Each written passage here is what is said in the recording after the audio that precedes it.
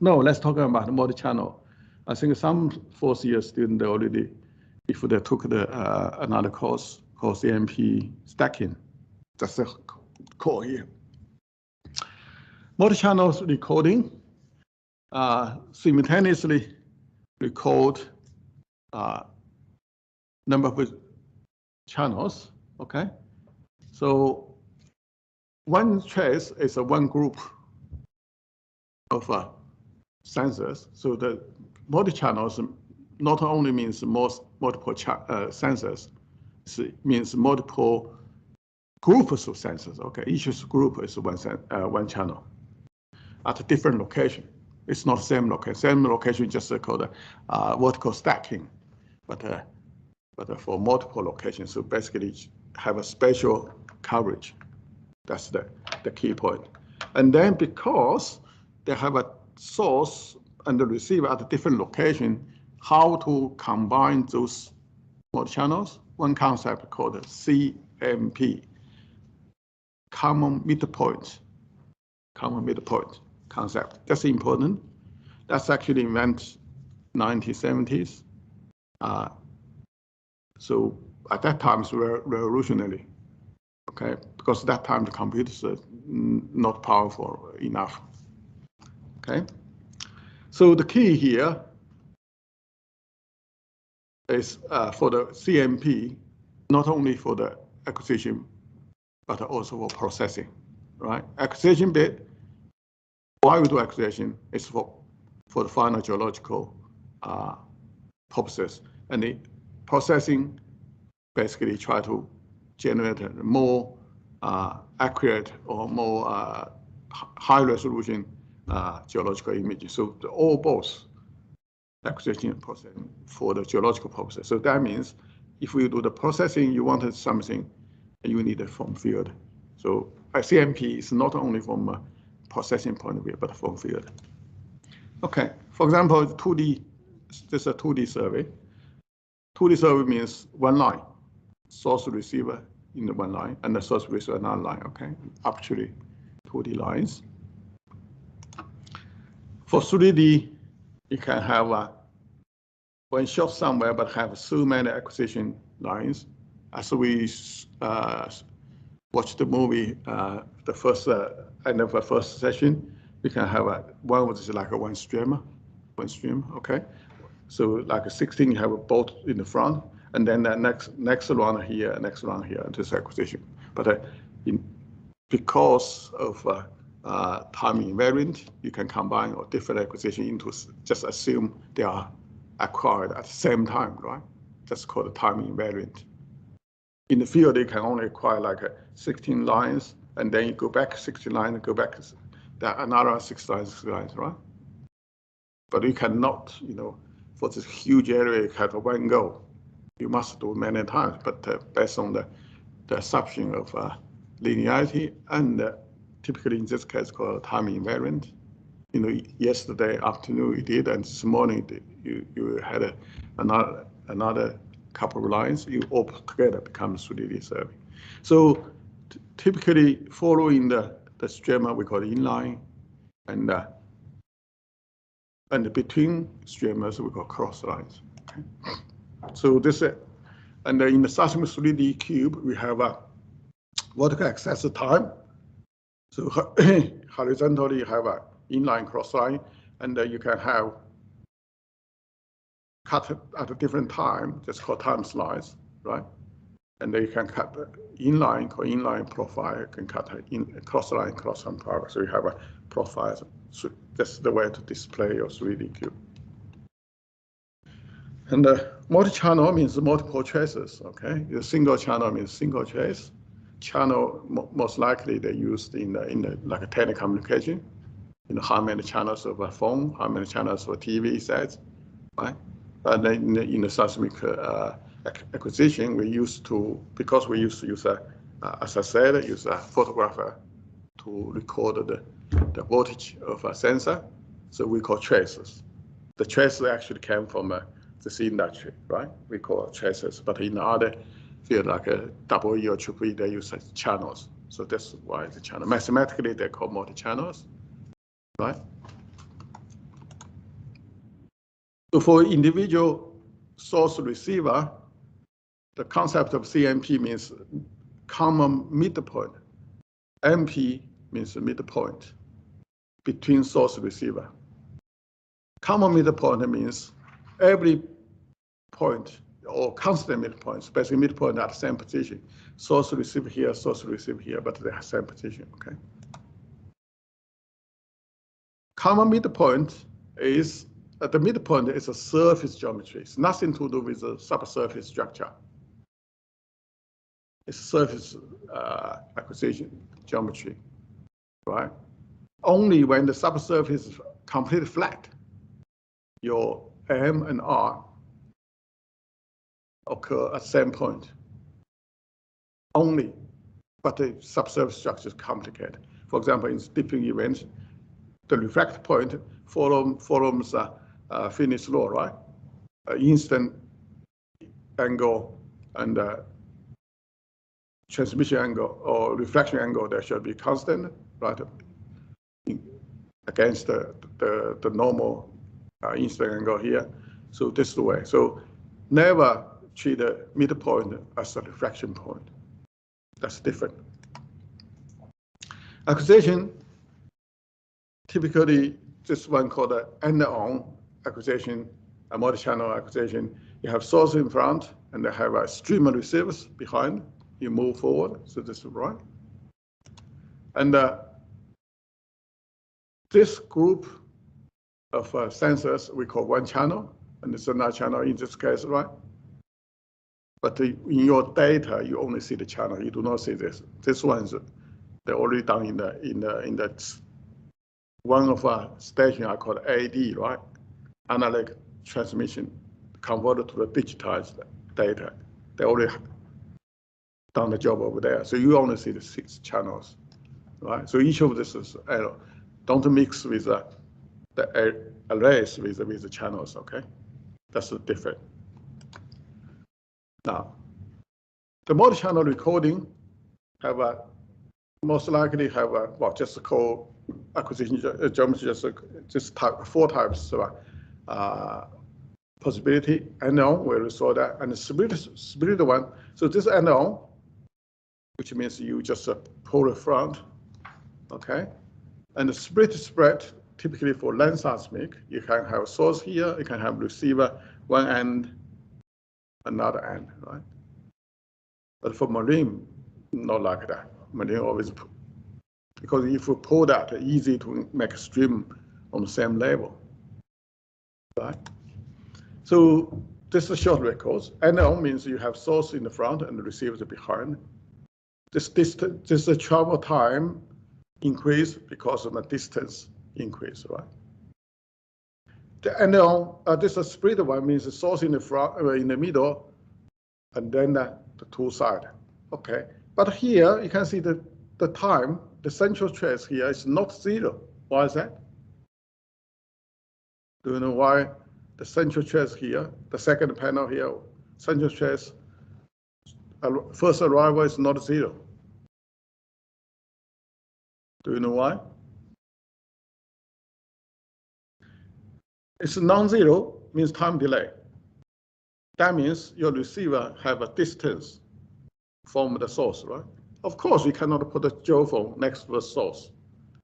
If an explosion source, you damage your receiver. You can see that, right?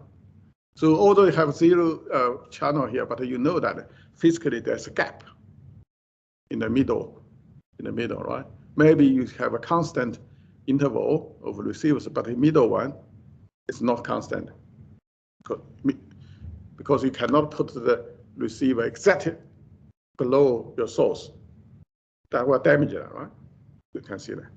And that's for the ideal situation, but most likely, because maybe there's a bigger farm or bigger building, you cannot have a same length of this side, so it's asymmetrical spread is quite a norm.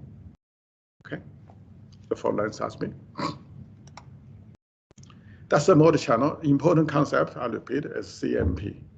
And then in the one stage, we'll have a special dedicated session talking about how to do the CMP data analysis. That's very important for us. This directly linked to the velocity of a subsurface model. And the velocity is key parameters for us to the seismic imaging. You can see CMP actually important, very important, right? But we just mention that now. Okay, in the field, how do we know the data good enough? We can have everybody go home, have a holiday, right? Because we finished job. But otherwise, we need to redo the acquisition. So in the field, we do need to do a pre-processing. Right, pre-processing, we included at least these 5 elements. We're talking about data format, reformat. I think at one stage I mentioned called a multiplex, right? We didn't need to reformat that. And then we could how display that and amplitude correction because we had a gain control, remember? Try to fit your maximum, minimum amplitude into the dynamic range. We have a gain there. Now we need, before we do the processing, we need to recover or remove the gain, recover the true amplitude, relative true, right? Because always it's not, they never have a true amplitude, which is because the voltage, right? You don't know. The voltage does not really, it's the motion of a wave or particle movement. It's not, right? That's just a relative. And then you need to do some simple filtering and the noise removal. That's important. Based on the CMP data, you have a blue stack. Just see what's before the processing, detailed processing, what the seismic profile looks like. So, okay, until you have satisfied result, and then say, okay, everybody, job done, go home, have a holiday, right? Otherwise, sorry, we need to redo the acquisition. That's very often the case. All right, data reformat. So data reformat includes read the data from field data, read from field data, and apply gain recovery. We already have the gain in your data, so we need to recover that. Importantly, convert from instrument data format to the data processing format. Okay, most likely SegWire, but sometimes depends if we pass on data just within your own company, your own company format, something like a SegWire D, SegWire A, B, C, right? But not. But if there's just one after acquisition, I pass on data to the Imperial College for processing, must likely be SegWire. That's SegWire's standard, just like international language, right? That you use that. Okay. And for the group of research students here, they use like a seismic Unix system. They have a SU's format. In the few months later, when you do the practical lesson, they use an internal format. When you're reading seismic data in SegWire, after processing, when you upload the data, you need reformat into the SegWire. Otherwise, nobody can read it. Okay, that's the one. So this transfer data to next process that really means, most likely means SegWire, okay. For display, of course, in the very early stage, you use a photographer, or you need a lots chemicals, right? I know that's easy, you just do the computer display on screen maybe. On screen, and then you print out the paper. But on screen, you have a number of format of waveforms. This is the typical wave format. You have a Vigo, variable area Vigo, and variable density. But the modern days, typically on screen, use a color one. Color one easy to boost the dynamic range because sometimes even signals are weak, but the relatively both neighborhood are weak, but relatively you can enhance the positive and negative, right? Just separate the positive and negative,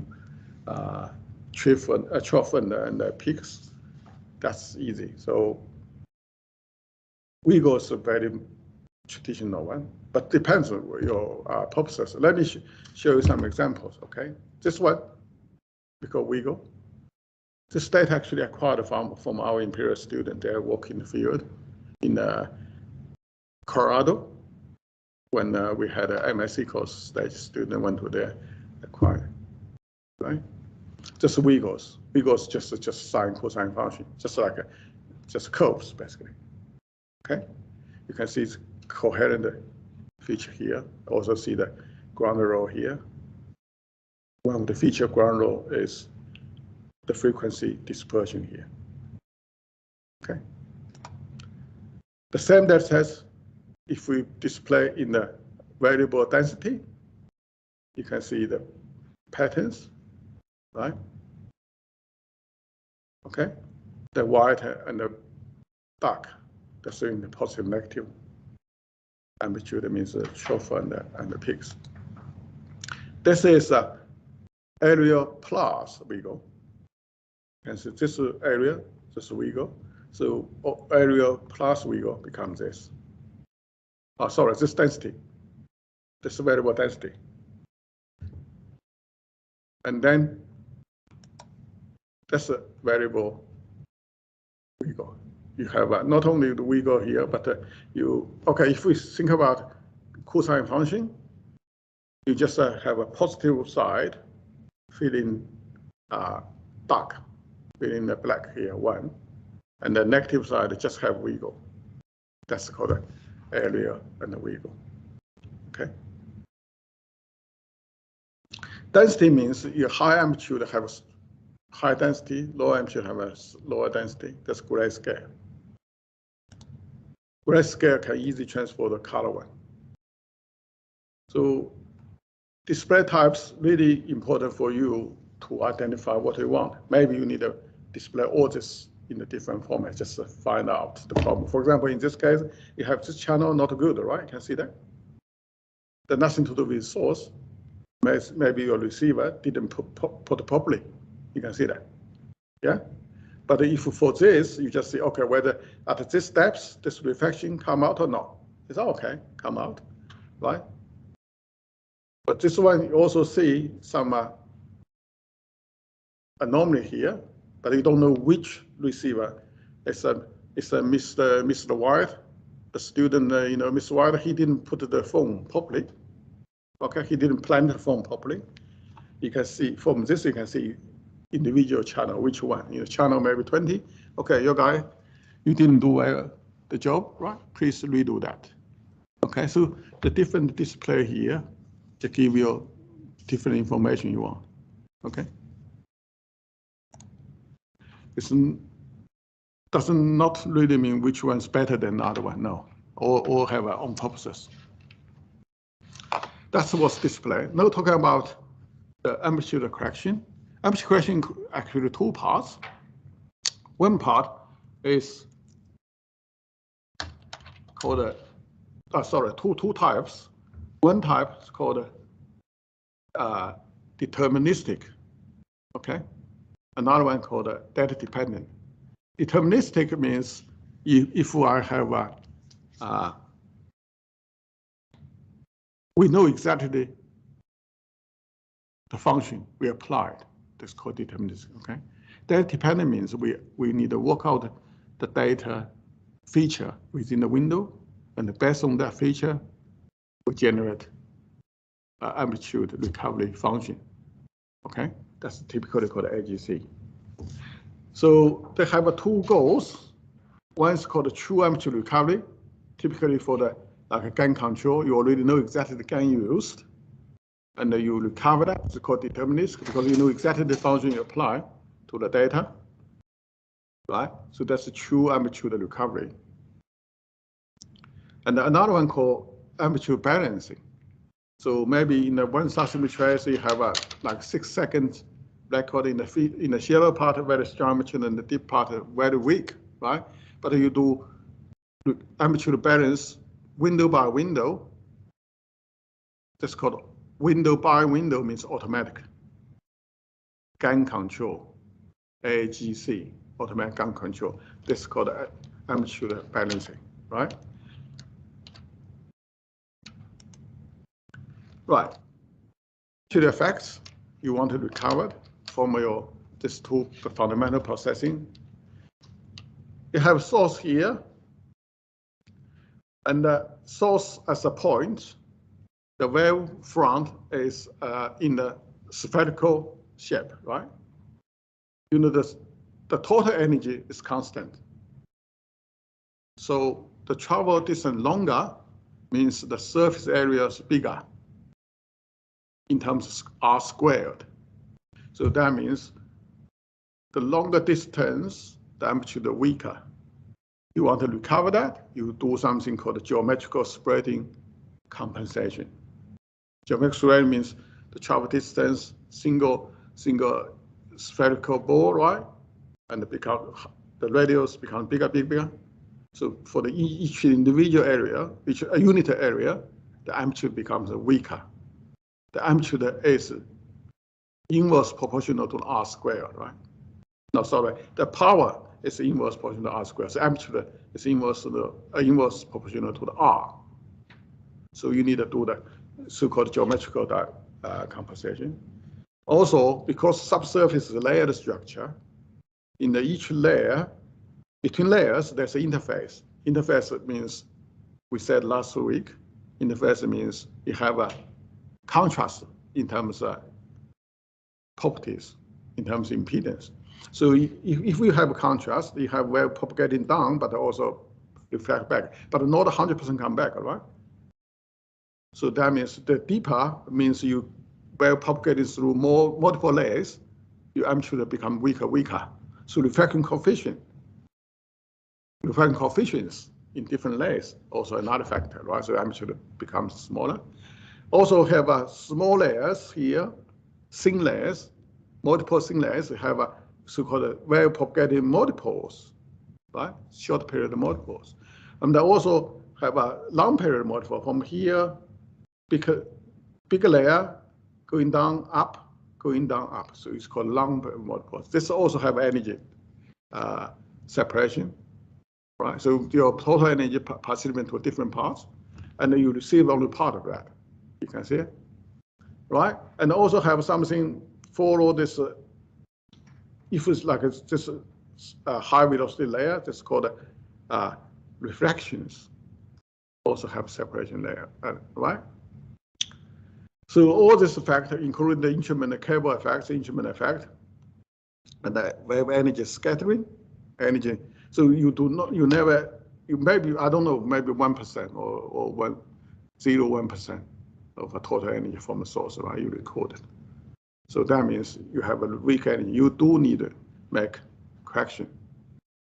Okay? In the field, you can do the simple correction, but most likely you do not keep your correction into your data. You just use the correction to show the data, but keep the original data in the soft, and then you can pass on to the processing house. But in the field, you can apply some of these facts empirically, right, to get the image, so you can have a quality control in the field. Deterministic correction includes true amplitude recovery, because if we know the exact gain, you do the true amplitude recovery. That's linked to the physics, right? And for propagation effects. Others for spherical divergence, right? You don't know exact velocity, but you roughly know the travel distance, because travel distance, you roughly know the velocity, travel distance, and then you roughly know the R, right? You can do a correction. And then usually you can use called exponential gain to do that. The only purposes here try to one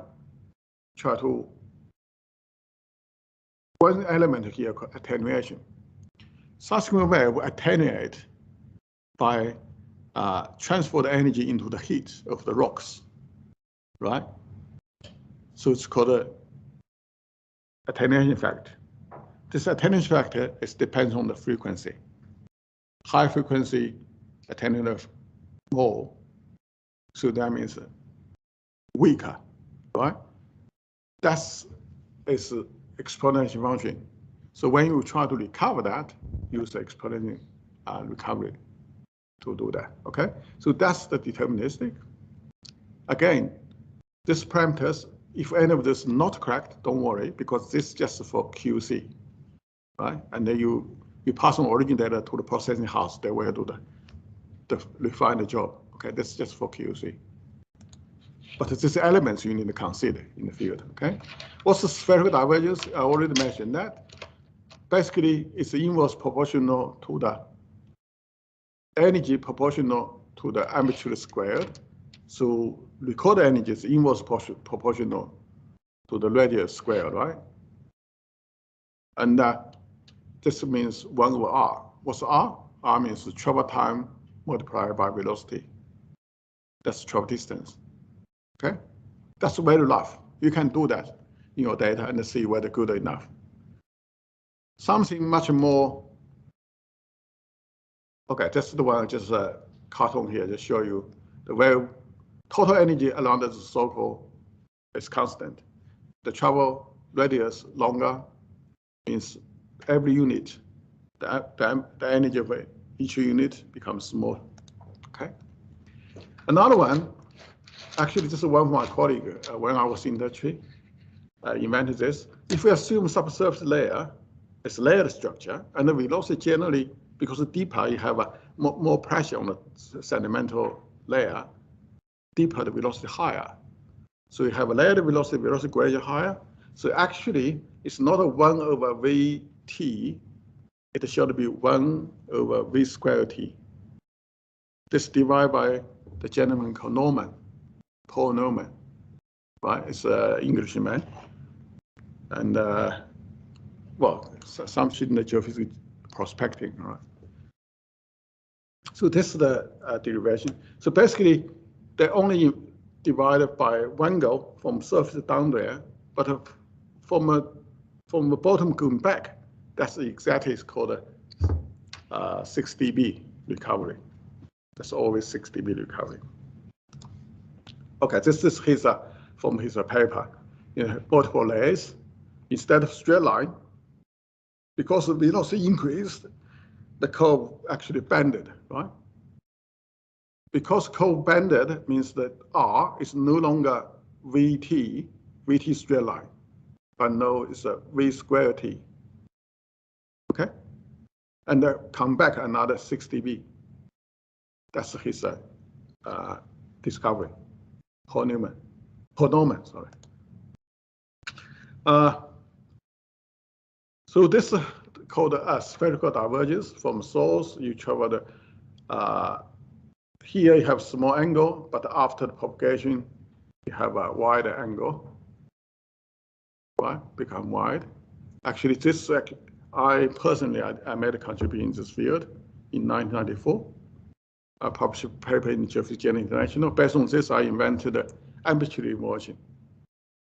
Because amplitude based on the geometry. Okay, now let's talk about spherical divergence. For raw data, look like this. Here, it's very weak. You cannot see any reflection, but you don't know. You say, okay, you can argue with your manager saying it's good enough.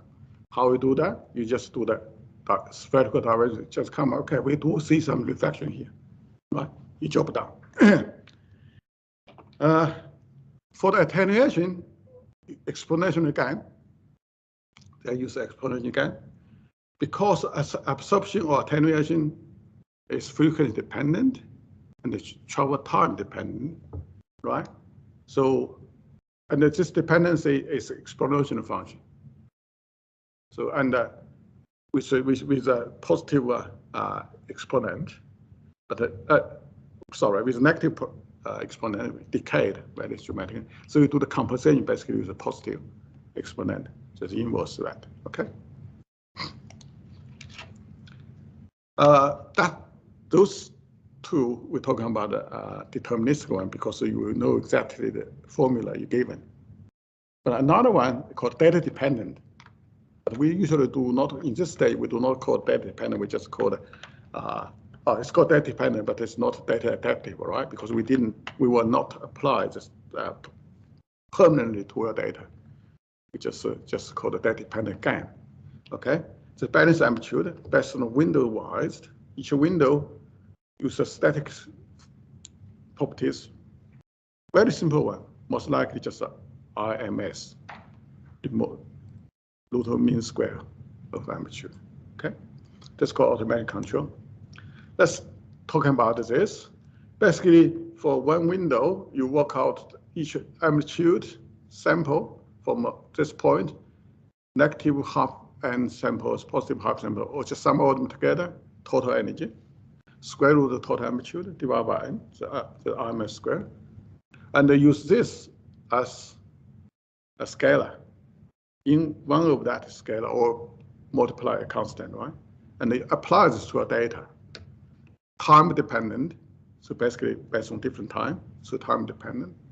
That's where we remove all the amplitude variation, true amplitude variation. So again, you can apply this to the data only for display purposes, okay? Do not apply this to your data permanently, because if you damage your data, you never recover. So basically, for this time sample, you use a windowed samples, you work out this one, and then you apply to them, you just keep it center point. Another sample, just use a sliding window, right? For each point, you work out IMST, and then you apply to them, okay? So this is the result. The original data and after AGC, you can see this bit, same, within the window, same amplitude like this, okay? But then also have a drawback here. Anything before the first arrival, this is actually just a noise, of the cable noise, but you also amplify that. Of course, you know exactly where the first arrival is, so don't worry about it, yeah? That's why last week we saw some records. We do see some so-called signal in the front of our first arrival. That came from AGC, automatic gain control. Boost the abandoned noise, right? Abandoned noise is not only machinery from your recording system, maybe from cable, all right? Okay, so the purpose of this, try to make trace variance, means between different traces. That was for different samples, right? But now you can do the different traces, because in the far offset, the whole trace is weak, because it travel distance from your source to the receiver, compared to the source to another receiver next to your source, right? The whole trace is stronger, and in the far end, the whole trace is weak.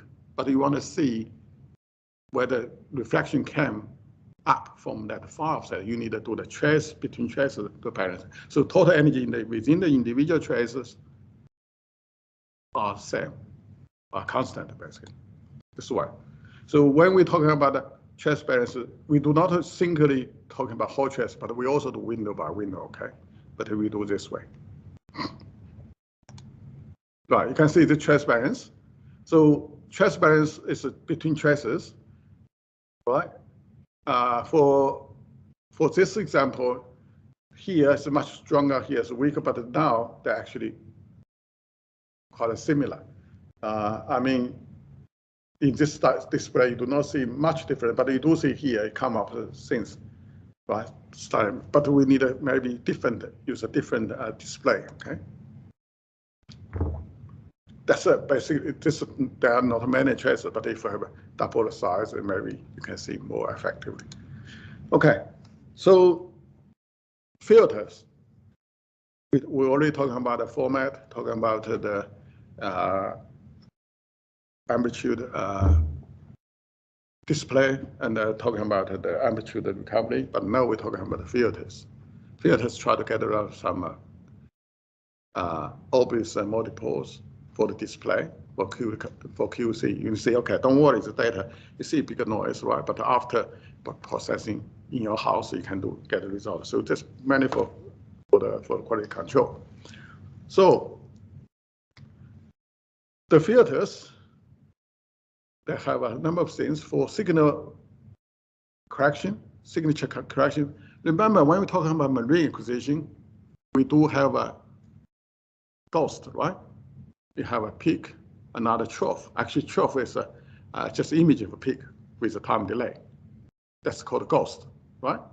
So now, if you want to see the true source, you can do the signature decount, basically signature correction, okay? That's the one thing. Just remove the bubble bit and remove the ghost, right? And generally do the deconvolution, which means if in the acquisition, your source signature has a lower frequency, dominant frequency, you can have a deconvolution enhanced frequency, means you narrow a wavelet, increase the resolution, so you can see whether your targeted the interval can separate or not, and also include the noise removal. Okay, that's basically filter names at the frequency domain. Filter means in the frequency domain means modification.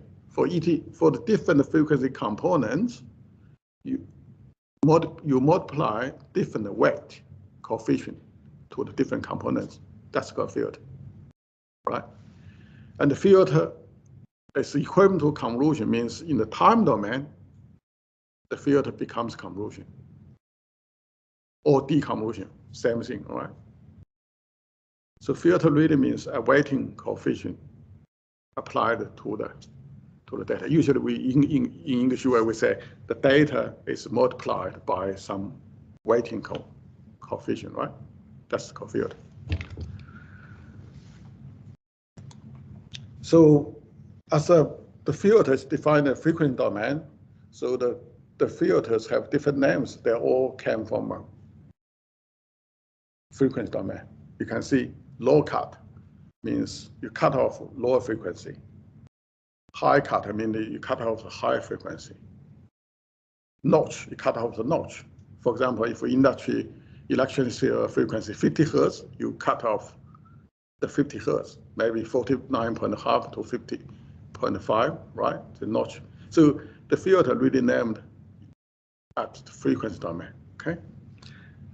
Of course, zero phase, this filter most likely zero phase because you only based on the percent based on the amplitude.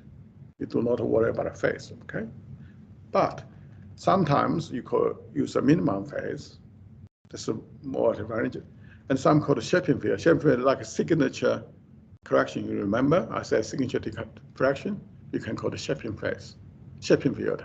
Just change your original wavelet. I said wavelet is not a source signature, right? Wavelet contains